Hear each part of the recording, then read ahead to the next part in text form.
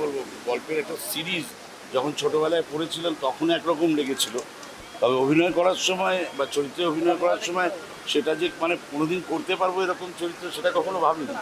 Finally সুযোগ পেয়ে এরকম একটা সুন্দর চরিত্র করেছি, সেটা যদি দর্শকদের ভালো লাগে তাহলে সেটা তার চেয়ে ভালো তো আর শিল্পীর আর কিছু হয় না।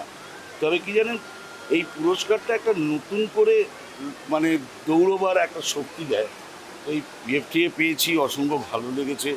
এবং সঙ্গে যে সমস্ত শিল্পীরা ছিলেন তারা এত সুন্দর সাপোর্ট দিয়েছেন আমাকে এই ছবিতে। তো যাদের ভালো লেগেছে এবং যাদের ভালো লাগেনি তাদের সবার কথাই বলছি, তারা আমার নিন্দুকের দল, তারা আমাকে নিন্দে করে আমাকে আমার ভুল শুধরোবার লোক। অতএব তাদের সবাইকে অনেক অনেক ধন্যবাদ জানাই।